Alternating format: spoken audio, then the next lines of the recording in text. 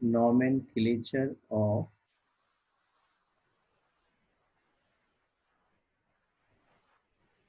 coordination compound।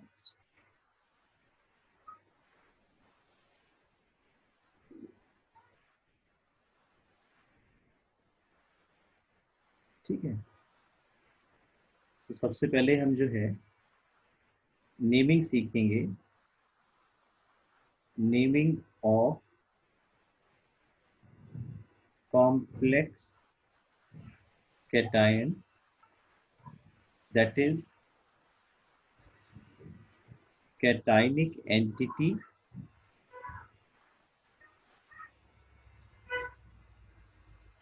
and neutral entity। इन दोनों की ruling एक सी है। अगर एंटिटी कैटाइनिक है या न्यूट्रल है, उनके लिए जो रूल है वो सेम है। जैसे मैं सबसे पहले आपके लिए एग्जांपल दे रहा हूँ, NiCO4। इसका अगर आईपीसी नेम हमें लिखना है तो सबसे पहले जो लिगेंड है उसका नाम आएगा। तो यहाँ पर जो लिगेंड है वो कौन है, यहाँ पर सीओ को आईपीसी बोलते हैं कार्बोनिल। ये आपको लर्न करना होगा कि जो सीओ है उसको आईपीसी में कार्बोनिल बोला जाता है। और ये कितने हैं, 4 है नंबर में। So we write like this, tetra carbonyl nickel. Tetra carbonyl nickel. Now we find out oxidation number of centre metal atom. Centre metal atom is nickel, तो उसका एक्स मान लिया आपने, प्लस कार्बोनिल पर कोई चार्ज नहीं देखा। कार्बन मोनोऑक्साइड तो आपने कोई भी चार्ज नहीं देखा होगा, इसलिए 0 × 4, और यहाँ पे कोई चार्ज कोऑर्डिनेशन एंटिटी के बाहर नहीं है, तो यहाँ पे जो उसका ऑक्सीडेशन नंबर कितना है, 0 है। तो टेट्रा कार्बोनिल निकल 0। जो भी ऑक्सीडेशन नंबर है उसे हमें पैरेंथेसिस में लिखना है after the central metal atom. इसी तरह से एक और कॉम्प्लेक्स दे दें, PT H2O होल 4 2 पॉजिटिव। ये एंटिटी देखिए कैसी कैटाइनिक है। इस पूरी कोऑर्डिनेशन एंटिटी पे चार्ज कैसा है, 2 पॉजिटिव, पॉजिटिव चार्ज है, तो कैटाइनिक एंटिटी है। इसमें भी पहले लिगेंड को ही नाम देना है। लिगेंड यहाँ पर कौन है, H2O, और H2O को आईपीसी में बोलते हैं हम एक्वा। इसका नाम हो जाएगा tetra aqua. Tetra aqua platinum. पहले लिगेंड्स का नाम लिखेंगे, उसके बाद सेंटर मेटल एटम का, टेट्रा एक्वा प्लेटिनम। और इसका कोऑर्डिनेशन नंबर हम निकाल लेते हैं। देखिए प्लेटिनम का एक्स मान लिया जिसका निकालना है हमें, प्लस वाटर पे आपने कोई चार्ज नहीं देखा है, 0, 4 एटम 4 मॉलिक्यूल से water equal to +2। Coordination entity के जो इक्वल चार्ज होगा वो आप रखेंगे, तो ये एक्स इज इक्वल टू कितना आ गया, +2 आ गया। तो वही सेंट्रल मेटल एटम का ऑक्सीडेशन नंबर हो जाएगा। उसका नाम हो गया tetra aqua platinum second. NiH2O whole twice Cl2। ये भी एक न्यूट्रल एंटिटी है। ये इसमें 2 लिगेंड हैं, एक वाटर जिसको हम आईपीसी में एक्वा बोलेंगे, दूसरा Cl जिसको आईपीसी में हम क्लोराइडो बोलेंगे। तो यहाँ पे अल्फाबेटिकली आपको देखना पड़ेगा पहले कौन सा लिगेंड आ रहा है, A आ रहा है या C आ रहा है। तो पहले अल्फाबेटिकली A आ रहा है तो उसका नाम हो जाएगा die aqua, then die क्लोराइडो। 2 Cl लेना यहाँ पर, ही डाई एक्वा डाई क्लोराइडो निकेल। अब ऑक्सीडेशन नंबर लिखेंगे सेंटर मेटल एटम का, तो उसका ऑक्सीडेशन नंबर निकालेंगे तो निकल का तो एक्स हो गया। H2 पे कोई चार्ज नहीं होता, 0 × 2 प्लस नेक्स्ट लिगेंड आपके पास Cl है तो उस पर चार्ज -1 × 2, और पूरी एंटिटी पे कोई चार्ज नहीं है यहाँ पर देख रहे हैं, तो ये x इज इक्वल टू +2 आ जाएगा। और जो भी ऑक्सीडेशन नंबर है सेंटर मेटल एटम की उसको हम रोमन में पैरेंथेसिस में लिखेंगे, ब्रैकेट में लिखेंगे। एक एग्जांपल और यहाँ ले रहे हैं आपके सामने, this is CO En whole twice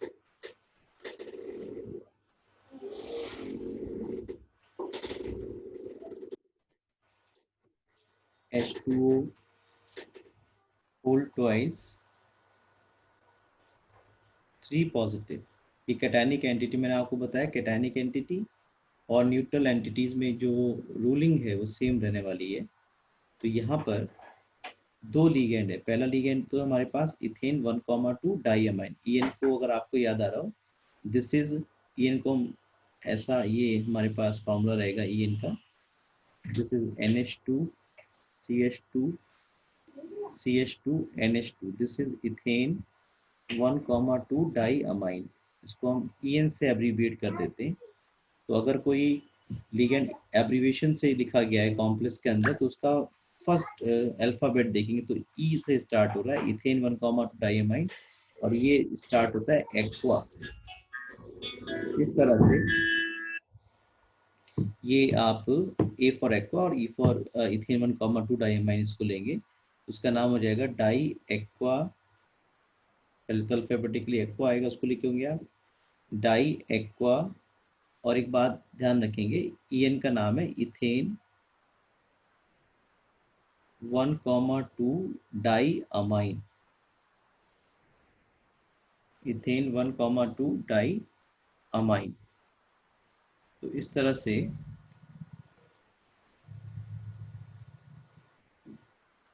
यहाँ पर नाम में पहले से ही डाई आ रहा है, और देखिए यहाँ पे डू भी लिखा हुआ है। तो डाई, इसमें नाम इथेन 1,2 डाइअमाइन में डाई पहले से आ रहा है, और ये देखिए यहाँ भी दो हैं ये। तो इस तरह से बार बार नहीं लिखा जाता, जैसे डाई एक्वा, और हम लिखें फिर से डाई इथेन, इसको हम ऐसे लिखेंगे डाई इथेन 1,2 डाइअमाइन, ये गलत हो जाएगा। अगर किसी लिगेंड के नाम में पहले से ही डाई आ रहा है और वो खुद भी दो हो, तो उसको कैसे लिखा जाता है? ये डाई एक्वा तो वैसे ही आएगा वाटर की वजह से, डाई एक्वा। और अगर दो हैं तो उसके लिए बिस यूज कर लेते हैं, बिस ब्रैकेट में ethane 1,2 diamine, bracket close, ethane 1,2 diamine और कोबाल्ट। इसका ऑक्सीडेशन नंबर अगर निकालें तो देखिए ऐसे पता कर पाएंगे। कोबाल्ट का हमने X मान लिया, प्लस EN पे कोई चार्ज नहीं होता, इथेन 1,2 डाइअमाइन पे कोई चार्ज नहीं होता, 0 × 2 प्लस H2O पे कोई चार्ज नहीं होता है, दो है मॉलिक्यूल इंटू 2, और होल एंटिटी पे चार्ज कितना है? +3 है। तो X इज इक्वल टू कितना हो गया? +3। तो ये हो गया डाई एक्वा बिस इथेन 1,2 डाइअमाइन, ये कोबाल्ट सेंटर मेटल एटम आ गया, और इसका ऑक्सीडेशन नंबर कितना आ गया रोमन में? 3rd आप लिखेंगे। This is di aqua. इस 2 के लिए हमने बिस यूज किया क्योंकि लिगेंड के नाम में पहले से ही डाई आ रहा था, इसलिए अगर किसी लिगेंड के नाम में पहले से ही डाई आ रहा है और वो दो होते हैं तो उसको हम बिस लिख दिया करते हैं। दिस इज डाई एक्वा बिस इथेन 1,2 डाइअमाइन कोबाल्ट, 3rd इसका नाम हो जाएगा। नेक्स्ट हम बात करेंगे naming of anionic entities.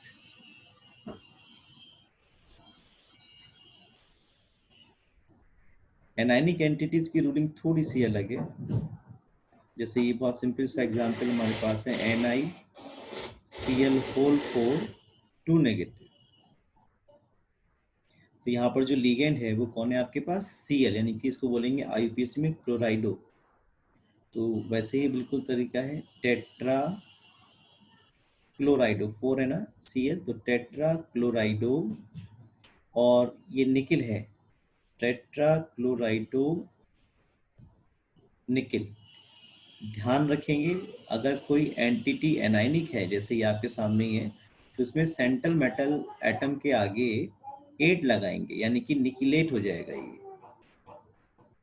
Tetra क्लोराइडो निकिलेट, corp अगर सिल्वर होता अर्जेंटेट, गोल्ड होता आयुरेट, क्रोमियम होगा क्रोमेट, आयरन होगा फेरेट, कोबाल्ट होगा तो कोबाल्टेट। अभी आपको मैं सारे एक एग्जाम्पल ले लेता हूँ तो आपको क्लियर हो जाएगा, लेकिन ध्यान ये रखना है एनायनिक एंटिटीज में जो सेंटर मेटल एटम है उसका नाम के आगे रोमन में जो भी उसका नाम होगा उसमें हमें 8 लगाना है, लैटिन में जो भी नाम उसका होगा उसमें 8 लगाना है, राइट। तो टेट्रा क्लोराइडो निकिलेट। अब इसका ऑक्सीडेशन नंबर निकाल लो आप। निकिल का एक्स मान लिया, Cl पे -1 चार्ज होता है, into 4 is equal to -2, it comes +2। Metal का कभी भी ऑक्सीडेशन नंबर नेगेटिव नहीं आएगा क्योंकि सारे मेटल कैसे होते हैं इलेक्ट्रोपॉजिटिव। तो जो भी ऑक्सीडेशन नंबर आया उसको पैरेंथेसिस में आपने यहाँ पे लिख दिया। एक नेक्स्ट एग्जांपल यहाँ लेते हैं, FeCN6 4 नेगेटिव। यहाँ पे जो लीगेंड है वो क्या है, साइनो है या साइनाइडो भी लिखा मिल सकता है, एक ही बात है। तो 6 है क्योंकि ये, तो इसका नाम हम कैसे लिखने वाले हैं, हेक्सा सियानो या साइनाइडो भी चलेगा। हेक्सा साइनो और आयरन है और एंटिटी नेगेटिव चार्ज है तो फेरेट, हेक्सा साइनो फेरेट। और इसका हम ऑक्सीडेशन नंबर निकाल लेते हैं। Fe का x मान लिया, Cn का -1 into 6 is equal to -4, x कितना आ गया, +2 आ गया। हेक्सा साइनो फेरेट और ऑक्सीडेशन नंबर सेकेंड। जैसे ये कॉम्प्लेक्स हमारे पास है,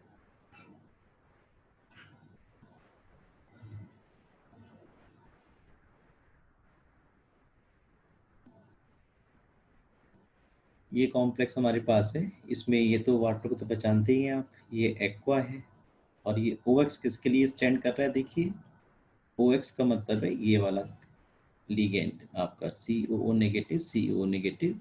इसको IPAC में आप बोल देते हो ऑक्सिलेटो,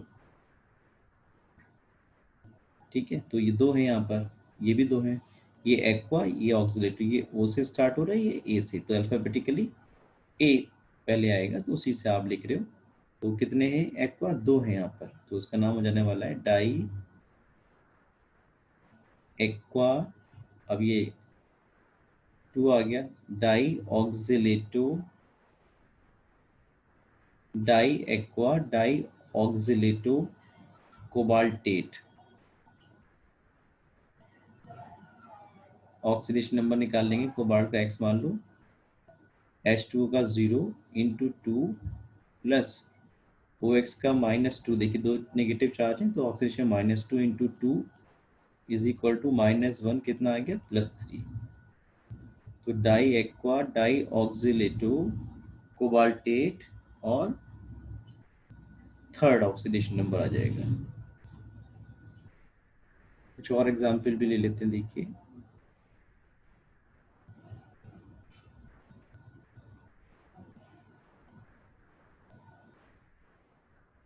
NH3 होल थ्राइस Cl2 और एक H2O भी ले लेते हैं तो आपको क्लियर हो जाएगा। अगर लिगेंड 3 हो या 3 से ज़्यादा हो रहे हैं तो क्या होगा, देखिए chromium H2O NH3 whole thrice Cl3 और ये 1 यहाँ पे 2, तो एंटिटी आपकी यहाँ पे अगर नेगेटिव चार्ज लेते हैं तो ऑक्सीडेशन नंबर इसका हो जाएगा 0 हो जाएगा। थोड़ी दूसरी एंटिटी में ले लेता हूँ, देखिए दूसरी कोई एंटिटी ले लेते हैं।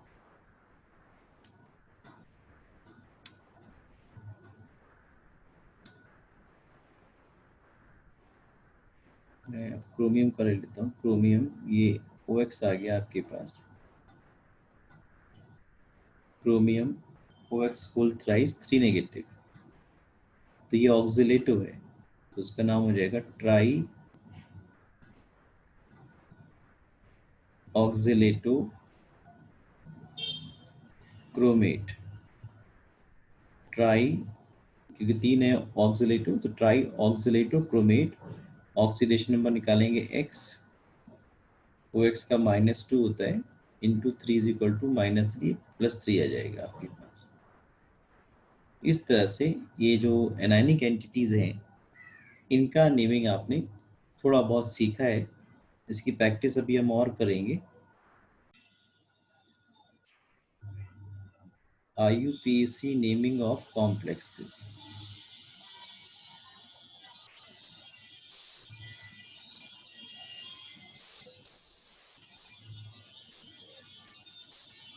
IUPAC naming of complexes, complex की IUPAC नेमिंग हम सीखेंगे। जैसे ये हमारे पास है CONH3O6Cl3। कॉम्प्लेक्स की नेमिंग करते समय सबसे ज़्यादा ज़रूरी है कि ये बात हम पहचान लें कि जो कोऑर्डिनेशन एंटिटी है वो कैटायनिक है या एनायनिक है या न्यूट्रल है। तो देखिए ये जो पीछे लिखा हुआ है Cl3 के, this is cationic coordination entity, क्योंकि इलेक्ट्रोपॉजिटिव यानी कि कैटायनिक स्पीशीज पहले लिखी जाती है और एनायनिक बाद में। तो यहाँ पे जो कोऑर्डिनेशन एंटिटी है कैसी है, कैटायनिक है। और अगर इस तरह से लिखा हो देखिए K4FeCN6, तो आप देख सकते हैं कैटायन पहले है यहाँ पर। और ये जो एंटिटी है ये कैसी है, इस समय एनायनिक एंटिटी है।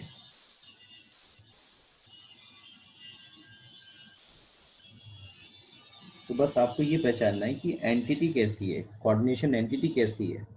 अगर कोऑर्डिनेशन एंटिटी कैटायनिक है तो आप कैटायनिक जो आपने सीखी है नॉमेनक्लेचर वैसे आप करोगे। तो यहाँ पे NH3 कितने, यहाँ पे 6 हैं, उसका नाम क्या जाएगा, हेक्सा।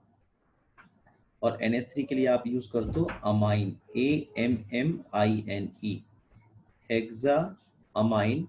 और अगर आपको याद आ रहा हो कैटायनिक कोऑर्डिनेशन एंटिटी में सेंटर मेटल एटम का नाम नॉर्मली हम लिखते हैं हेक्सा एमाइन कोबाल्ट, और इसका oxidation number, centre metal atom का ऑक्सीडेशन नंबर उसके नेम के बाद लिखा जाएगा। यहाँ पे x मान लिया कोबाल्ट का, NH3 पे 0 होता है चार्ज, इंटू 6 प्लस Cl पे -1 इंटू 3, और पूरे मॉलिक्यूल पे कैसा चार्ज है यहाँ पर 0, इज इक्वल टू 0। तो कितना आ गया, x इज इक्वल टू +3 आ गया। तो हेक्सा एमाइन कोबाल्ट थर्ड। और एक बात सीखेंगे, बाहर ये जो काउंटर आयन है, जो प्राइमरी वैलेंसी है, ये कितने नंबर में है इससे कोई मतलब नहीं है। क्या है, केवल वही लिखना है, hexa amine cobalt third and simply chloride, not chlorido. अगर ये कोऑर्डिनेशन एंटिटी के अंदर होता तब लिखते क्लोराइडो। अभी तो ऐसे ही काउंटर आयन प्रेजेंट है ना बाहर, तो इसको सिंपली कैसे लिखेंगे, क्लोराइड लिखेंगे। और ये 3 है 4 है उससे कोई मतलब नहीं है, केवल क्या स्पीशीज है वही लिखनी है। अभी आप परेशान ना हो, अभी आप सीख रहे हैं तो आपको ये यूज हो जाएगा। चलिए मैं एक एग्जाम्पल और ले रहा हूँ आपके सामने। This is FeH2O4Cl2Br। तो आपको समझ में आ गया होगा ये एंटिटी कैसी, कैटायनिक है, क्योंकि ये जो इलेक्ट्रोनेगेटिव Br है ये बाहर की साइड है, कोऑर्डिनेशन एंटिटी के बाहर है। तो ये एंटिटी आपकी कैटायनिक एंटिटी है। तो 2 लिगेंड है, एक तो एक्वा है, A फॉर एक्वा, ये C फॉर क्लोराइडो। और ये जो काउंटर आयन है प्राइमरी वैलेंसी है, ये कोऑर्डिनेशन एंटिटी के बाहर है। तो इससे ब्रोमाइडो ना बोल के सिंपली क्या बोलेंगे, ब्रोमाइड बोलेंगे। तो देखिए सबसे पहले अल्फाबेटिकली लिगेंड्स को अरेंज कर लीजिए, A for aqua, C for chlorido, इनसे निपटिए पहले आप। तो पहले इनके बारे में आप लिखने वाले हैं। तो 4 है यहाँ पर aqua, tetra aqua di क्लोराइडो, tetra aqua di क्लोराइडो ferret, sorry iron, क्योंकि ये तो कैटायनिक एंटिटी है। देखिए tetra aqua di chlorido iron, oxidation number निकालो, Fe का x मान लीजिए, H2 का 0 चार्ज होता है इंटू 4 प्लस Cl पे -1 इंटू 2 प्लस Br का -1 इज इक्वल टू 0। तो tetra aqua di chlorido iron, इसका ऑक्सीडेशन नंबर कितना आ जाएगा, थर्ड आ जाएगा। और ब्रोमाइड, इससे मतलब नहीं है आपको कि बी आर यहाँ पे 1 है, 3 है, 4 है, उससे मतलब नहीं है। जो भी एंटिटी बाहर है उसको आपको लिखना है सिंपली। एक मैं कैटायनिक एंटिटी का ही एग्जाम्पल और आपके लिए ले रहा हूँ। देखिए ये हमारे पास है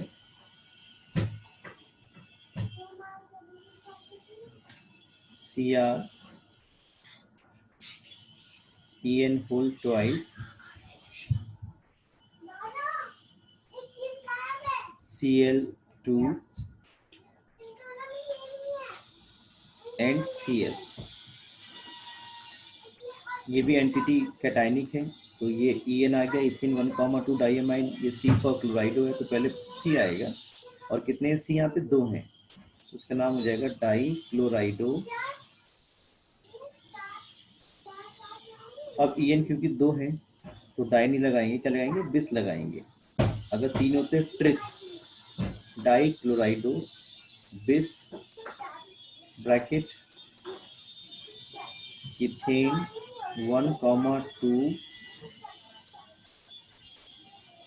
die amine di chlorido bis ethane 1,2 di amine और ये क्रोमियम।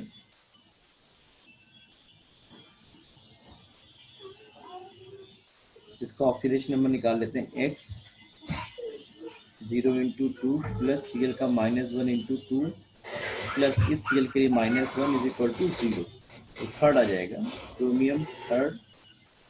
और ये जो बाहर Cl है इसके लिए हम सिंपली क्या यूज करेंगे, क्लोराइड, क्योंकि एज ए लिगेंड प्रेजेंट नहीं है, तो उसका नाम हो गया die chlorido bis ethane 1,2 diamine chromium third. और ये बाहर जो काउंटर आयन है chloride. Now we write for anionic entity, जैसे ये कॉम्प्लेक्स K4FeCN6, इसमें ये एंटिटी कैसी है, एनाइनिक है। तो देखिए जो भी कैटायन प्रेजेंट है, काउंटर चार्ज को बैलेंस करने के लिए यहाँ पे चार्ज एक्चुअल में कितना होता है, देखिए ये इस तरह से रहेगा FeCN6 4 नेगेटिव और ये K पॉजिटिव। तो जब ये इंटरचेंज होंगे तब ये आपका कॉम्प्लेक्स बनेगा K4FeCN6। अब बाहर कैटायन कितने उससे कोई मतलब नहीं है, केवल कौन है वो लिखना है। कौन है यहाँ पर, पोटेशियम है, पोटेशियम, बस ये 4 है, इससे कोई मतलब नहीं, पोटेशियम। अब जैसा आप एनायनिक एंटिटी का नाम लिखते हो वैसे लिखो, पोटेशियम हेक्सासाइनो, पोटेशियम हेक्सासाइनो। और आपको मालूम है अगर एंटिटी नेगेटिव चार्ज है तो जो सेंटर मेटल एटम है उसके लैटिन नेम में 8 लगाना है आप, पोटेशियम हेक्सासाइनो फेरेट। और इसका ऑक्सीडेशन नंबर अब निकाल लेते हैं। के का जो चार्ज है वो रहता है +1, 4 एटम्स है इंटू 4 प्लस, यहाँ Fe का निकालना है तो x मान लिया, Cn पे आपको मालूम है -1 × 6 = 0, कितना आ जाएगा, सेकेंड आ जाएगा। ये इसका पूरा नाम हो गया पोटेशियम हेक्सासाइनोफेरेट सेकेंड। एक और एग्जांपल मैं आपके लिए लिखता हूँ, यहाँ पर देखिए we have Na2Zn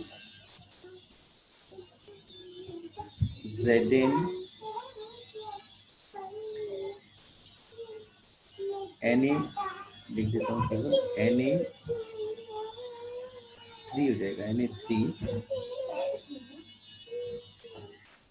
Na3ZnCl4 नहीं, Na2 चलेगा, Na2 सही था हमारे पास क्योंकि सेंटर मेटल एटम जिंक है, का कोऑर्डिनेशन नंबर मुझे 2 लेके आना है, इसलिए यहाँ पे 2 चलेगा, Na2ZnCl4। तो देखिए यहाँ पे सोडियम 2 है, उससे कोई मतलब नहीं है, केवल ये लिखना है कौन है, काउंटर आयन। तो ये हो गया सोडियम, ये निबट गया आपका। अब आपको जो एनायनिक एंटिटी है इसका IUPAC नाम लिखना है। तो यहाँ पे पहले लिगेंड का आप लिखोगे, 4 है यहाँ पे, sodium tetra क्लोराइडो zincate, sodium tetra क्लोराइडो zincate और इसका ऑक्सीडेशन नंबर +1 इंटू 2 Zn का +x Cl का -1 इंटू 4 इज इक्वल टू 0। तो ये आपके पास सेकंड आ जाएगा। तो this is sodium tetra क्लोराइडो zincate second, sodium tetra क्लोराइडो zincate second. अब हम थोड़ा सा रिवर्स चलते हैं, रिवर्स इन द सेंस कि अब ये देखेंगे कि अगर फॉर्मूला दिया हुआ है तो कॉम्प्लेक्स का नाम कैसे लिखेंगे। First is tetra amine di aqua chlorido cobalt. Tetramine, tetramine का मतलब है NH3 लिगेंड जो है 4 है, tetra amine. Aqua, aqua means water, tetra amine aqua and chlorido, chlorido means Cl। और सेंटीमीटर एटम कौन है, कोबाल्ट है। और कोऑर्डिनेशन एंटिटी के बाहर कौन है, क्लोराइड, यानी कि Cl भी है यहाँ पर। तो सबसे पहले आप क्या करेंगे, देखिए सबसे पहले अल्फाबेटिकली यहाँ पे 3 लिगेंड है, ए फॉर एक्वा और ये AMMINE, तो AMAQ और ये C। तो सबसे पहले कौन आएगा, AM आएगा। तो हम जब इसका फॉर्मूला बनाएंगे तो अमाइन को पहले लिखेंगे, NH3 होल 4 ही पहले आएगा, then H2O, then Cl bracket close और ये कोबाल्ट। और ये पकड़ना है हमें, देखिए this is coordination, sorry oxidation number of cobalt is 3rd, यानी कि कोबाल्ट यहाँ पर +3 ऑक्सीडेशन स्टेट में है। और इसकी हेल्प से यहाँ पर चार्ज कितना होना चाहिए वो हम पता कर लेंगे। तो कोबाल्ट का 3rd लगा दिया, प्लस NH3 पे कोई चार्ज नहीं होता है, 0 इंटू 4 प्लस H2O पे कोई चार्ज नहीं, 0 इंटू 1, एक ही वाटर मॉलिक्यूल है, प्लस Cl पे चार्ज रहेगा -1 इज इक्वल टू x। ये x पता कर लिया, देखिए ये -1, ये +3 कितना आ गया, 2 आ गया आपके पास। तो x इज इक्वल टू कितना आ गया, +2 आ गया। यानी कि जो यहाँ पर चार्ज है तो क्या रहेगा, देखिए CO NH3 whole 4 H2O Cl और x की जगह +2, और क्लोराइड जो होता है उसको मालूम रहता है क्या कहता था, -1। अब जब कॉम्प्लेक्स फॉर्मेशन होगा तो ये जो वैलेंसीज हैं, जो ऑक्सीडेशन नंबर हैं, वो इंटरचेंज हो जाएंगे। और ऐसा होने पर ये कॉम्प्लेक्स का फॉर्मूला आ जाएगा, 1 यहाँ आ जाएगा, 2 यहाँ चला जाएगा, CONH3 होल 4 H2O Cl 1, चाहे तो मत लिखो, और Cl2, देखिए आ गया। एक बार चेक भी कर लेते हैं, इसका नाम अगर हम लिखना चाहें तो ये क्या आएगा, टेट्रा अमाइन एक्वा क्लोराइडो, क्योंकि एंटिटी पॉजिटिव चार्ज है, simply cobalt, tetra amine aqua chlorido cobalt, और ऑक्सीडेशन नंबर निकालोगे 3rd, और बाहर क्या आएगा, सिंपली क्लोराइड। ये मैंने आपको पहले बताया, 2 हो 3 हो उससे मतलब नहीं रहता है। कुछ और एग्जाम्पल यहाँ पर लेते हैं, देखिए potassium tetra hydroxido zincate. Potassium, potassium पहले है, देखिए इस पे चार्ज +1 रहता है, और ये टेट्रा हाइड्रोक्साइडो, ये जो OH है इसके लिए हम यूज करते हैं हाइड्रोक्साइडो, OH होल 4, 4 है ना टेट्रा। और जिंकेट, जिंकेट का मतलब कौन रहा होगा यहाँ पे, जिंक मेटल है। तो potassium tetra hydroxo zincate second, ये पता चल गया। ये जिंक का जो ऑक्सीडेशन नंबर है कितना है, +2। तो यहाँ पे कितना चार्ज होगा वो निकालेंगे इसकी हेल्प से। Zn का +2, OH पे -1 into 4 is equal to x। तो ये आ जाएगा आपके पास x is equal to +2, plus का 2 माइनस का 4 +2 आ जाएगा। अब तो आसान है आपके लिए, देखिए K पर +1 चार्ज है, और ये Zn, ये OH होल 4, और ये कितना आ गया 2, सॉरी हाँ एक्स यहाँ पे 2 नेगेटिव आएगा, वेरी सॉरी, -2 का आएगा, -2 राइट। तो 2 नेगेटिव, तो इसको जब आप इंटरचेंज करेंगे 1 यहाँ पहुँच जाएगा और 2 के संग पहुँच जाएगा, तो it should be K2 Zn OH whole 4। लिख के देख लेते हैं एक बार। जैसा मैंने आपको पहले बता रखा है, जो कोऑर्डिनेशन एंटिटी से पहले लिखा हुआ है वो क्या है, केवल वो बताना है, ये कितने हैं उससे कोई मतलब नहीं है। पोटेशियम टेट्रा हाइड्रोक्साइडो जिंकेट, और ऑक्सीडेशन नंबर निकाल के देखो, जिंक का के का +1 इंटू 2, जेड का एक्स मान लिया, ओ एच का -1 इंटू 4 इज इक्वल टू 0 हो गया। तो ये x इज इक्वल टू +2 आपका आ जाएगा। देखिए ये नाम तो हो गया potassium tetra hydroxido zincate second. एक और मैं यहाँ पे डिस्कस कर रहा हूँ आपके साथ, पोटेशियम ट्राई ऑक्जिलेटो एल्यूमिनेट। तो पोटेशियम तो आप समझ गए, सिंपली ऐसे ही लिखना है, +1 चार्ज रहता है। बाकी सब कोऑर्डिनेशन एंटिटी के अंदर है। Tri oxalato, oxalato means OX। अब ट्राई है तो 3 आ गए। एल्यूमिनेट यानी कि एल्यूमिनियम रहा है यहाँ पर, और यहाँ क्या चार्ज है वो नहीं पता, लेकिन एल्यूमिनियम का ऑक्सीडेशन नंबर दे रखा है 3, तो इससे यहाँ पता कर लेंगे यहाँ चार्ज कितना आएगा। तो +3 OX पे -2 चार्ज होता है, ये अब याद रखना होगा, इज इक्वल टू एक्स। तो x इज इक्वल टू कितना आ गया, -3 आ गया। तो जब आप कॉम्प्लेक्स फॉर्म करेंगे, के पे चार्ज यहाँ 1 पॉजिटिव है, ये जो एनायनिक एंटिटी है हमारे पास AlOX होल थ्राइस, इस पे चार्ज कितना है, 3 नेगेटिव है। जब कंपाउंड फॉर्मेशन होगा वैलेंसीज इंटरचेंज हो जाएंगी, it should be K3 AlOX whole thrice. इसका नाम उल्टा लिख के भी देख लेते हैं कि हम सही कर रहे नहीं कर रहे हैं। दिस इज पोटेशियम, अब 3 है 4 इससे मतलब नहीं है ना। देन लिगेंड ट्राई ऑक्सिलेटो, अब ये एंटिटी बात को लिखी हुई है तो नेगेटिवली चार्ज एनायनिक एंटिटी है। पोटेशियम ट्राई ऑक्सिलेटो एल्यूमिनेट, और ऑक्सीडेशन नंबर निकाल के देख लो एक बार, चेक हो जाएगा, +1 इंटू 3 Al का x मान लो आप, OX का -2 चार्ज होता है, इंटू 3 इज इक्वल टू 0। तो ये x इज इक्वल टू आपके पास +3 आ जाएगा। ठीक है, तो इस तरह से आपने पूरी नॉमेनक्लेचर सीख लिया है।